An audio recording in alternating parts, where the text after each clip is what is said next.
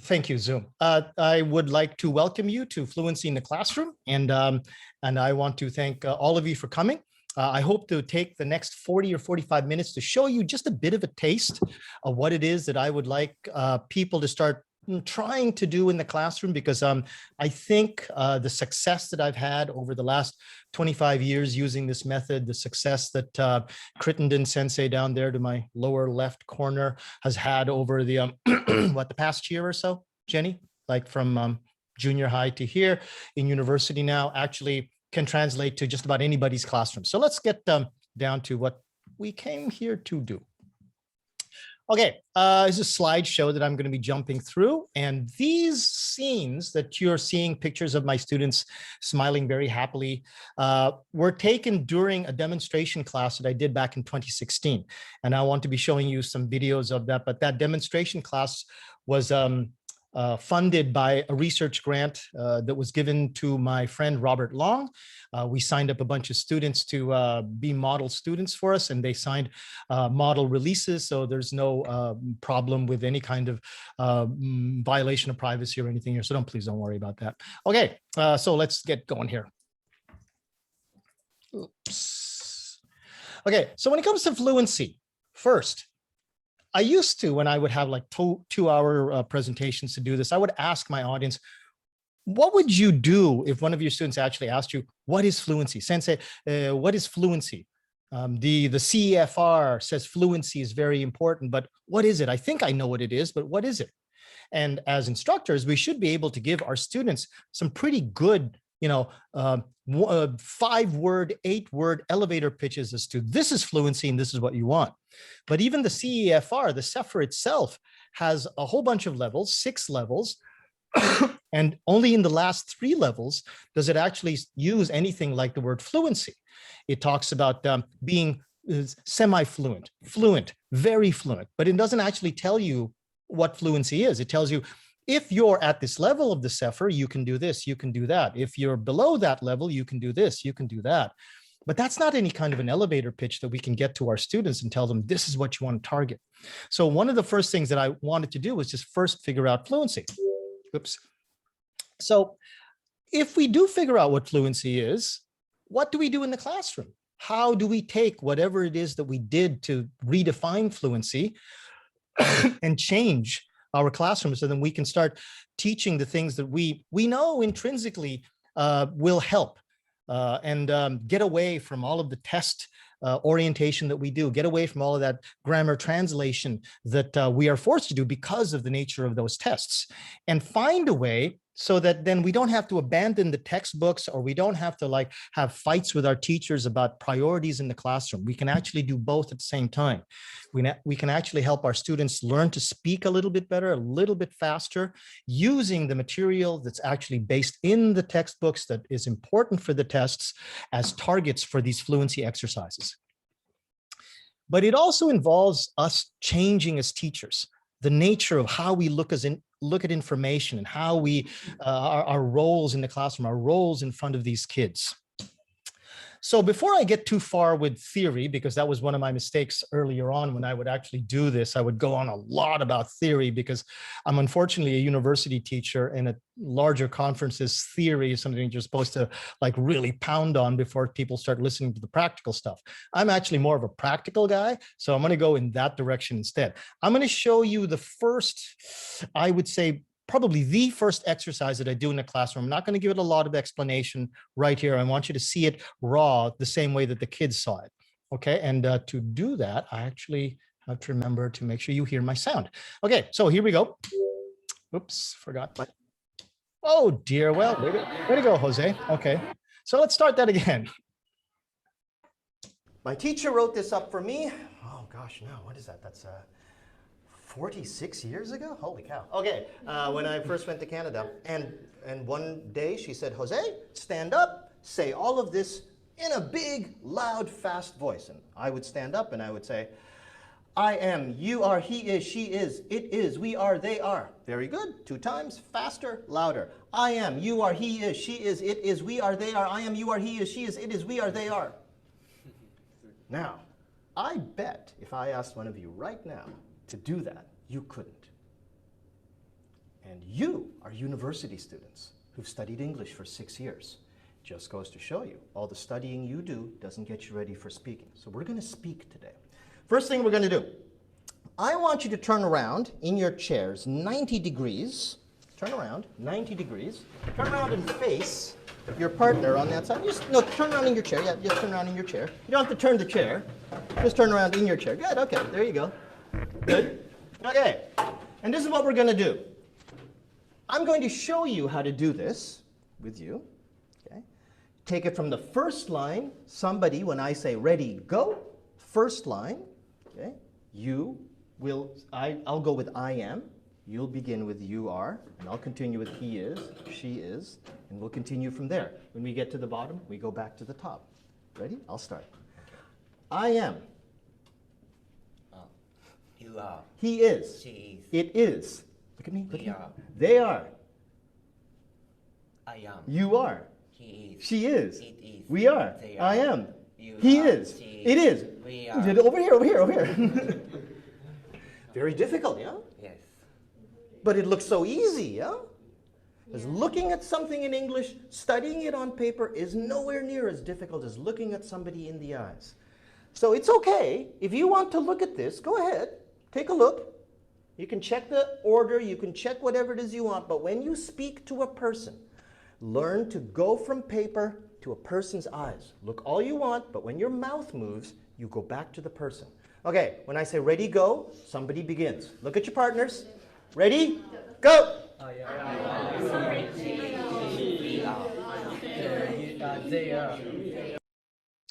That was the first exercise that we did, and I hope you remember how I made them sit across from each other. They were first sitting in those rows and then started to sit across from each other. That's very important in a couple of other videos I'm going to show you. From that point, which is the first 5 minutes of a 16-week semester, we escalate this and we start moving it up. We scaffold it using the same basic system that you see, where there's no paper, there's no textbooks. It's me and a piece of chalk plus demonstrations with the kid that's come up to the seat where the boy with the glasses was sitting. When we do those demonstrations, we start from very simple places and eventually we get to something like this.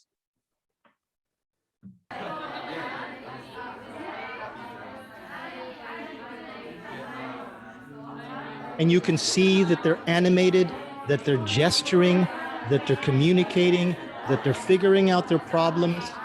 What Robert Lowe was saying upstairs in the featured speech about communicating, that's something that they're naturally doing because they've learned how to do that through the last, this is week 13. You can see here that says week 13. Jenny, can you see my, my cursor?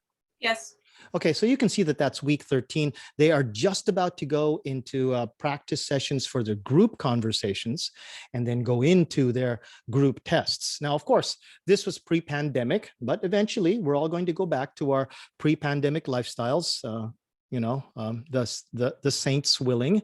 But this is something that I've had a lot of success with. And this class, this is probably a TOEIC 500 level class, is a slightly lower level than the class that you saw with that demonstration class. So I've had some pretty good success with this. And one of the reasons I've had success is I hope some of you were thinking about that whole question I said, what is fluency? Well, a lot of people will get fluency confused because when I would ask people, okay, define fluency, and people would say things like, oh, well, fluency is speaking beautifully. Speaking fluently means that you can use words well. Speaking fluently means that you can understand anything that anybody says to you as native speakers. And they're confusing complexity and accuracy with the actual physical skill of being fluent. The physical skill of being fluent is separate from your actual knowledge set of how much English that you know or what vocabulary that you have. And I'll make a very quick point about it. A 4-year-old child, even a 5-year-old child, but a 4-year-old child even, can be fluent in English with a vocabulary as low as approximately 350 words. That is because fluency, at its barest, at its most minimum, is about how quickly you can speak for how many syllables you can stretch out without stumbling, without stopping, without getting stuck for what you want to say next. So that four-year-old child's ideas basically wrap around eating snacks and then cuddling with mom, playing with the dog, and then arguing with his sister. That's pretty basic vocabulary, but he can handle that, so he can say anything that he wants. He learns his words later on as he goes on, but his words do not determine his level of fluency. Instead, what determines his level of fluency is what I've got here. How many words per minute that he or she can speak. And then a secondary, excuse me, a secondary measure called the mean length run. The mean length run, basically, if you're a linguist, you measure this normally in syllables. But as I was saying before, if we're going to be communicating this to students, we tell them, okay, you're fluent if you can speak at 110, 120 words per minute as a basic level. So I can just give them a 10-word elevator pitch. Plus, you should be able to string those words together without stopping or thinking about words for up to 25 to 35 words if you're a native speaker. If you are not, 8 words is fine, because you will find that most of your students cannot string 8 words together. Think about this. I'm going to go to Hakata with my friend. Okay, that's 9 words. And when was the last time a student came up to you and said, I'm going to go to Hakata with my friend, in that fluent tone? They will stop, they will stutter, they will put the stress on the wrong word, but mostly they will just stop, or they will just start thinking, or maybe utter a bit of Japanese here and there. Fluency, to me, okay, this is my own personal, and I need to put some science behind this, but it works in terms of getting students to understand it because of a lot of different reasons, but that's my definition of fluency. Okay, so back to what I was doing with that kid in the glasses, okay? One of the things that I think really work in my favor is that when I went to Canada, I couldn't speak English. I was a boy of 9 years old, and I was an immigrant with my parents, my whole family. My sisters spoke English, and so did my parents, because in the Philippines, you learn how to speak English, except those kids who are less than 9 years old. So I had not yet taken English education in the Philippines to any degree, although I could hear English, and I know that my sister spoke English as part of my life because of the way it's used in the Philippines, but I couldn't utter it very well. So my teachers knew that I needed to go into a second language class. And I still remember, this is one of the lucky things about being 9 years old, you still have recollections at 9 years old for very important memories. And I remember taking this kind of thing because this is very basic to French. And in Canada, we also study French. And so my English teachers knew how to teach English using French methods. So this is something that I do at the very beginning of my classes. And I want to do now for you with Jennie, if you don't mind opening up your mic. But it's basically what you saw with me and the kid. Okay, Jennie, you ready? Yep. I am. You are. He is. She is. It is. We are. They are. I am. And I can't deliver the same kind of high-speed pressure that I was putting on that boy because of the way that Zoom delays these utterances. But you saw what I was doing. I was taking a very, very basic thing that he didn't even really have to look at the chalkboard because he knows this. He's been studying this since junior high school, or maybe 5th grade, 6th grade in elementary school. He knows this sequence. He can read those words, but he's never been pressured to utter them at high speed in an order that he's never done before. We keep going from there, and we could do something like tagging on an adjective to it and say, I am sleepy, you are sleepy, he is sleepy, she is sleepy. We could practice, the negative. I'm not hungry, you are not hungry, he is not hungry, she's not hungry. And those things too will start to befuddle some of these kids because they're used to saying it in turn. They're not used to saying it in a high patter situation. They're used to saying maybe about a total of about 25 words of English in an entire 50-minute class, much less this, which will throw out 1, 2, 3, 4, 4 words per 2 seconds, or 8 words for every 10 seconds. So they're going to start getting tired by, even the 5th or 10th minute of the first week.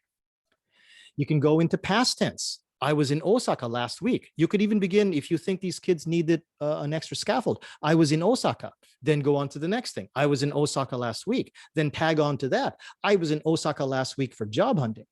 Wouldn't make much sense for a kid at, grade 5, but you know your kids very well. And this is what I mean about taking those sentences that are in the textbook and parsing them down. So if the sentence in the textbook said something like, I wanted to go fishing, but it was raining. You could start with something like, I want, you want, he wants. I wanted, you wanted, he wanted, she wanted. I wanted to go, and parse them out and just continue to make them longer and longer. And before you know it, some of these kids are saying 9-word, 10-word sentences. Now, I'm about to show you a video of how I address the question form. But this question form, because of the fact that this was only a 2-hour demonstration class, I had to kind of compact it. So bear with me, but watch this video and then I'll explain the difference in what I'm about to do after this video. I have a very crazy way of doing this practice. Person starts at I go. When you make the question, you make it with the subject next in order. So if your answer was I go, your question will use you. I go, do you go? Your answer to this question uses the same subject, which then takes the next subject. This question uses this answer, which then takes the next subject, and so on and so on. It looks hard, but actually once you start doing it, it starts getting pretty easy. Well, let's take this slowly. Do you have any questions, dear? No. Okay, so I'll go slowly. I go, do you go? I go, do you go? You go, does he go? Good. He goes, does she go? She goes, do we go? Next one after she. Does it go? It goes, do we go? We go, do they go? They go, do I go? You go. They go, do I go? I go, do you go? You go, does he go? He goes, does she go? Very good. Do your best. Ready? Go! I go. You do. I go, You go. Does he go? She goes. Does it go? He goes.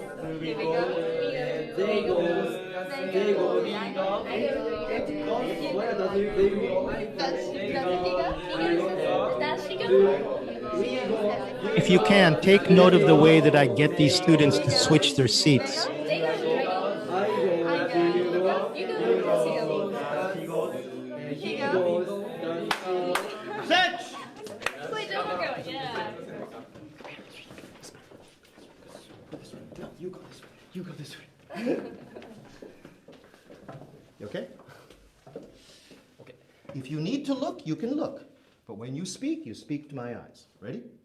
I go, do you go? You go. Does he go? He goes, does she go? She goes. Does it go? It goes, do we go? We go.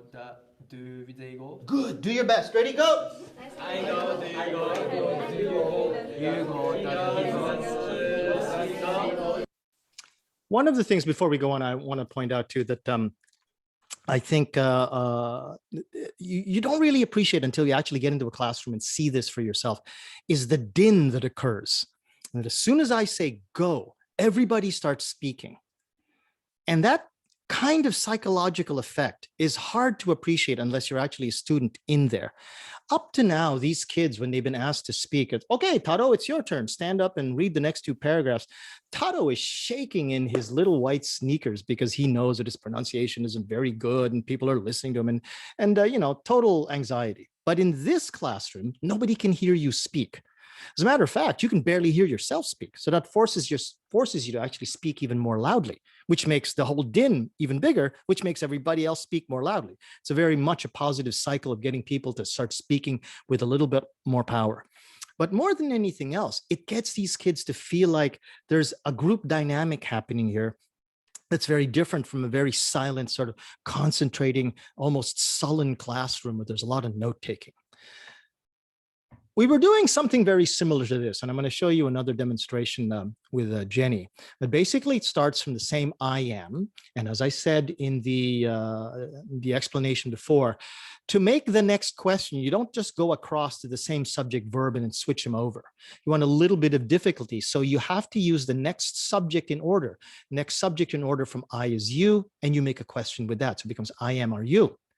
Whatever you are asked with, whatever subject you are asked with is your answer subject. So even though it's very strange to be asked, are you, and then to answer, you are, this is still basically a practice. And the idea is for them to be able to make quick responses and to be able to make these responses very quickly as soon as the other person is finished uttering. And then you are goes to the next one, is he is goes to the next one, is she. So have a listen to what Jenny and I are going to do. Jenny, ready? Yep. I am. Are you? You are. Is he? He is. Is she? She is. Is it? It is. Are we? We are. Are they? They are. Am I?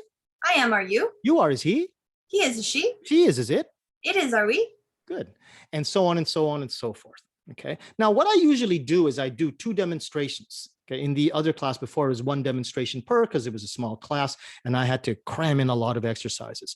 But in a normal class, I would do 2 demonstrations just to make sure that everybody understood and everybody got a turn. You can do this with I do you, all of the irregular verbs. You want to do I can you can he can she can it. It's not a bad practice. Let's try this with somebody else. Eddie, would you like to volunteer as I'm forcing you into this situation? Eddie? Oh, that's me. That's me. Oh, dear. Okay. Oh, it's Erie or Erie? Oh, Gomenne. Oh. I misheard you. I heard Eddie. Oh, I'm sorry. Erie. Yeah. Okay. So what? Okay. Well, you anyway. Ready? Me. Okay. You ready? Okay. This is I do. You okay with this? Mm-hmm. I do. Do you? You do. Does he? He does. Does she? She does. Does it? It does. Do we? Oh, my screen disappeared. Yeah. Yeah. I do this Did to that my on students, and the purpose. very first time I do it, some of the students just freeze, and they don't even have an expression on their face. They just freeze. Mm-mm. So, okay, you want me to show you that again? Okay. Okay, I'm gonna kill it again. You ready? Oh, I'm looking. It Okay. does it. We do it. Okay. I do. Do you? You do. Does he? He does. Does she? She does. Does it? It does. Do we? We do. Do they? They do. Do I? I do. Do you? You do. Does he? You. Wait a second. See, I max out. It's okay. It's okay. Now, what I want us as instructors to experience, Mhm. and especially here, the very first time you hear about it, is the same kind of feeling that our kids have. Yeah. Sometimes I think we forget what kind of trauma these kids are undergoing in the classroom when we're trying to get them to do something that's difficult. Yeah. The nice thing about this is it isn't that hard. Here, let me go back to the screen. Mhm. It isn't that hard to look at it, okay? But to do it the way that I'm doing it is actually hard for anybody that's never done it. And when you start being able to empathize, to be more compassionate to your students, you understand their problems from a different viewpoint, which is one of the first steps in how you need to change as a teacher to be able to teach this kind of physical skills class.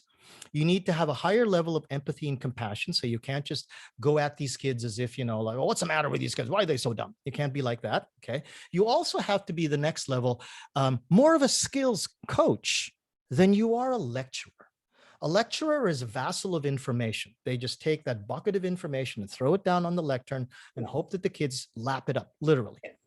Maybe not literally. That's the wrong way to use literally. I'm sorry. Yes, I am an English instructor.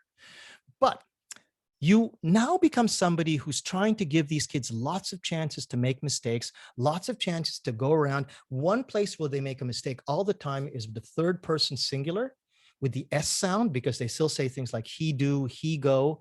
And it's not because they're stupid. It's because it's just not in their heads. Yet they know it, but to utter it is a completely different thing. And you know that if you've ever tried to study a second language. Then we go on to regular verbs, which are the B word. Sorry, I was about to say the B word, but I'm not going to say the B word. Okay, Jenny, you want to go with this? Sure. Okay, I have. Do you have? You have. Does he have? He has. Does she have? She has. Does it have? And you can predict the rest. But what's tough for these kids is this whole idea of how English needs that secondary verb in the question. That secondary verb is the verb for grammar, and then the meaning verb, which they have been concentrating so hard in for the third person plural, now has to stay in the infinitive. And these kids will just go crazy because this is the first time they've had to do this, not just by looking at it or to fill in a blank, but to say it. Once you have that, then the world is your oyster. You can take anything that's in your textbook, and after you've scaffolded it properly, if something is in your textbook that says like, I have Netflix on my phone, I have I have bananas on the table, then you can start something like this. So Jenny, or no, wait, I'm sorry, Jenny. Miguel, you want to give this a try? Oh, there he goes. Can I say no? No. But I want to ask you a question before we go. How long am I allowed to stay in this room with everybody until? We have 45 minutes. Let me just have a look. We've got 17 minutes left. Thank you. Okay, you ready to go, dude? Go slow. Ready? I have Netflix on my phone. Do you have Netflix on your phone? I'm not sure what I'm supposed to say. Okay. Let's go with Jenny. I'm sorry. I thought maybe I could just jump ahead, but it's okay. It's okay. Maybe I should have You explained. threw me in the deep end. It's okay. No, you it's can okay. just, It's okay. you It's can okay. demo It's it okay. with me and no problem. No, it's okay. It's okay. I should have explained. This is what I call a double variable conjugation. Now they don't have to conjugate just the subject and the verb. They need the possessive pronoun. And that possessive pronoun for these kids, if they don't look at a list, they get completely confused. And sometimes you have to rehearse it with them. Okay, everybody ready? I, my, you, your, he, his, she, her, it, its, we, our, and they have to review it. So here, Jenny, you ready to go? Yep. I have Netflix on my phone. Do you have Netflix on your phone? You have Netflix on your phone. Does he have Netflix on his phone? He has Netflix on his phone. Does she have Netflix on her phone? She has Netflix on her phone. Do we have Netflix on our phone? No, you blew it. Nope. Nope. Does it have Netflix on its phone? It's because this was the weirdest one. Okay, It's so stop weird. making excuses. Okay, Shush. you blew it. Okay, so another thing that you can sort of look at for this is when they start getting stretched to like even beyond I have Netflix, especially the double variable conjugation of my phone, you encourage them to start looking at the other target, which is the mean length run. The mean length run would take you 1, 2, 3, 4, 5, 6 words. And I encourage them, control your breathing, control your anxiety, think about those words, get them across your head as if you're just reading them off a karaoke screen. Take a deep breath. And as you're expelling that breath, say the words as you feel the breath coming out of your mouth. That's a great step to fluency that I still very much remember undertaking in English, in French, and in Japanese. It is unavoidable, learning how to control your breathing until it becomes second nature. For all of us as English speakers, it is absolutely second nature to know how much breath we need to say the next thing that we want to say. Yeah. But for most of these kids, they've never said it before. They don't even understand word versus syllable. They think immunization is the same thing as a word as a. So they don't know how much breath that takes. So you encourage them, take a look at it, calculate those words, because these kids know this grammar, but they need to do this. I have Netflix on my phone. Do you have Netflix on your phone? And you encourage them to take the amount of time that they judge that they need between the answer and the question to be able to say that easily. And you encourage them and congratulate them and praise them, because that is really important. That's another part of being a skills coach. Okay, Miguel, you ready for this one? Give it a shot. Okay, you see all the yellow points? Those are the important points, okay? So it's still my grandfather plays, does grandfather play, but this time it's my, your, me, you. So possessive pronoun and object pronoun. Ready? Okay. My grandfather plays tennis with me. Does your grandfather play tennis with you? Your grandfather plays tennis with you. Does his grandfather play tennis with him? His grandfather plays tennis with him. Does her grandfather play tennis with her? Her grandfather plays tennis with her. She. That's, wow, this is hard. But it's fun, because even if you flub it up in front of the kids, they go, wow, even sensei can't do this. And you tell them, yeah, because this is new for me too. And I'm feeling your pain. But eventually you will get it. And eventually you can smooth into that role of being the guide, telling them this is what it was like for me. I know. And it's good for you to know how hard it is, because you know what it is they're having trouble with. You can read their face. You can read practically the gears turning in their heads. This is just a taste of what is available here. Honestly, those kids at that second video that I showed you where they were all pairing off with each other and speaking well, they were having the same kind of trouble as any of my kids did. That is a medium level class in a medium to high level university. So pretty basic level, but when I planned this whole thing out, it was something that I planned out for a 2-year course. So it was a 64-week curriculum, 16 weeks per 4 semesters. Okay. And in the first semester, we'd be doing these as tests. We'd be doing group conversations, then group conversations with instructor participation as an assessment. Okay. In the second year, we'd be doing cooperative group conversations from pairs with instructor participation, then antagonistic or arguing pairs. So 2 versus 2, kind of like a mini semi-heated debate. So it brings them all the way up there using all of this scaffolding.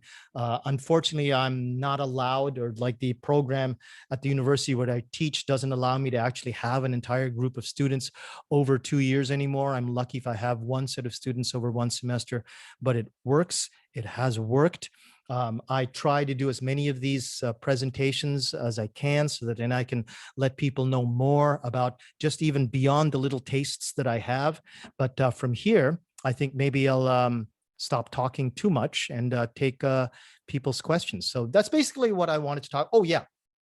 And so takeaways, okay? You want to teach fluency as its own skill, and accuracy and complexity after these kids have some ability to utter.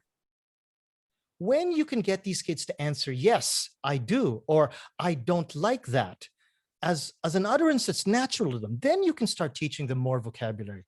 We know in our hearts that it's wrong to teach these kids incredible vocabulary lists when they still can't utter stuff, or they have a problem uttering stuff. This is the way to actually start approaching that problem. Fluency is a skill. It is not a fact set. So you have to teach it as a skill, like a good skills coach, like a good baseball hitting coach, like a good baseball pitching coach. Repetition and drilling is not something to be avoided. It's not something that's evil. The bounce back from oh, now I've forgotten the theoretical form of it, where we did nothing but drills, pointless drills, most of them, and then went straight to communicative teaching.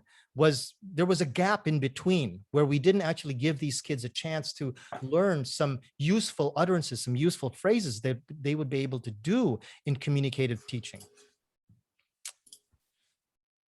And okay, you are a coach. You are not a lecturer. You want to target quantity over quality. Thank you very much. And you show people things.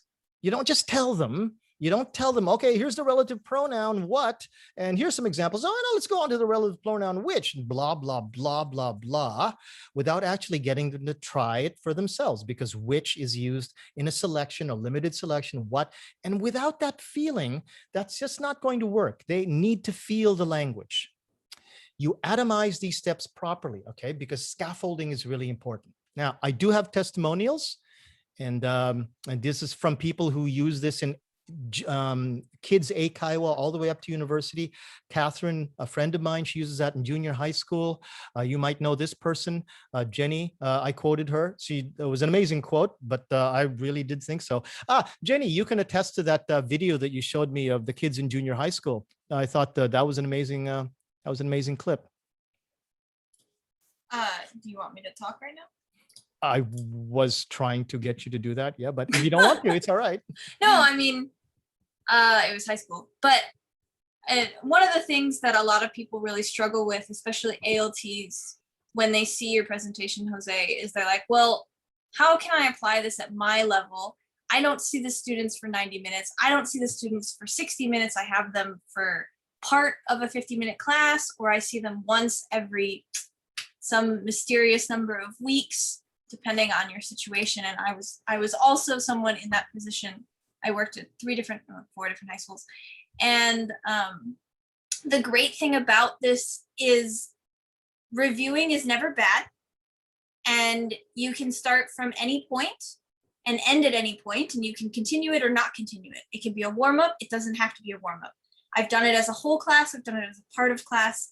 And the students really do get into it. And we, or you, at the level of junior high, high school, and elementary school this is the one benefit you might have during this pandemic, is that you're still face-to-face, probably, and you're not online. And so this ability to actually have the students interact, even with masks, but a little bit distanced, makes this that much more exciting and that much more fun. I did do this right in the heart of the pandemic in the middle of 2020 with my students face-to-face. Now, some schools prevent it and they say no pair work, and I'm sorry, I don't know how to help that situation, but I do actually. It's just choral at that point, but it does work. The students do get into it.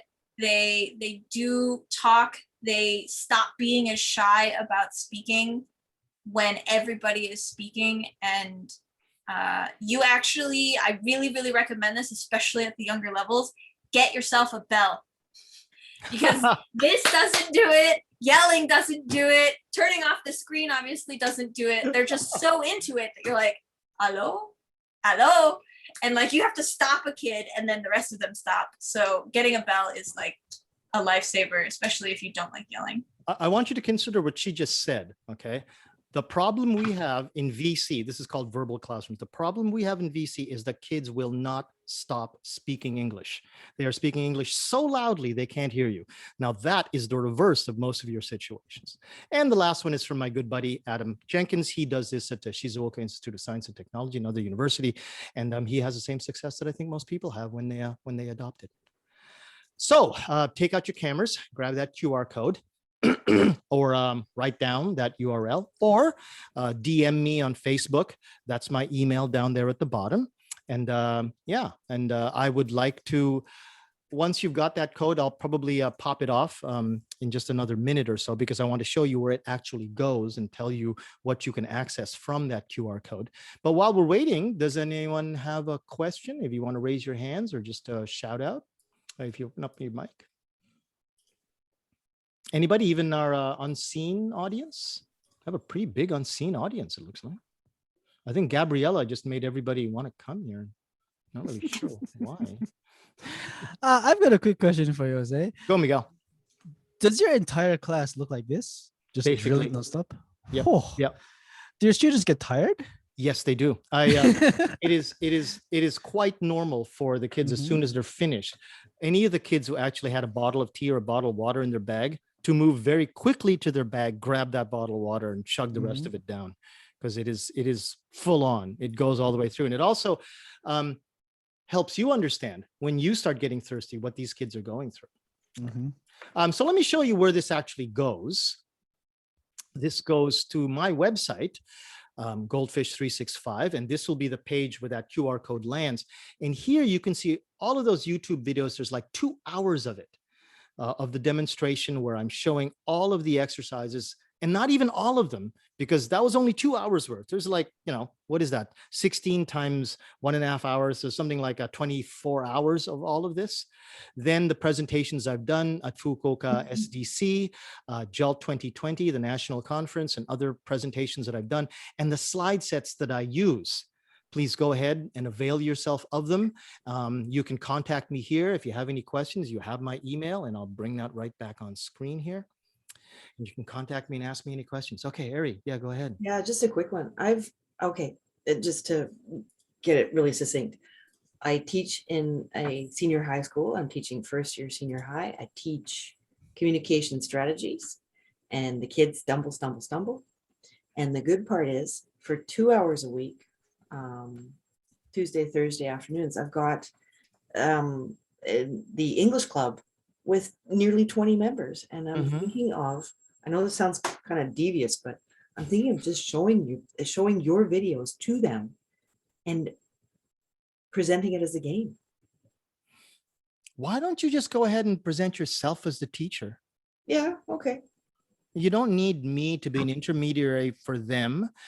You can present yourself and stumble through it yourself, but I would suggest that you do a little bit of practice with the mirror or with the tape recorder. But take a look at it, plan out the activities, download some of those slide sets, because they'll give you a guide as to what it is that you want to be doing. Probably, I would say that if you're doing this with brand new students, each exercise, like for example, this one will probably cost you about 5 minutes. You do a Mm. demonstration, then you either send them into breakout rooms or you do them for about 30 or 45 seconds I'm live. in a row. I'm In live, Facebook. okay, so you do Yeah. it twice, and by then it's about 5 minutes just for this one thing, Mm. and then you go on to the next thing. So calculate each slide at about 5 minutes, and if it's a Mhm. 25-minute breakfast club, then 5 slides. Yeah, got it. Okay. So when you do it, especially since you're thinking about gaming it, I can tell you that at the high school level, the kids get a kick out of if you make it sing-songy and rhymey. Mhm, So I actually start with just the daimeishi, just the pronouns. mhm. And I'm like, okay, I, you, he, she. It's very boring this way. And then I'm like, I, you, he, she, it, we, they. I, you, he, she, it, we, they. Mhm. And it reminds them of when they were in elementary school.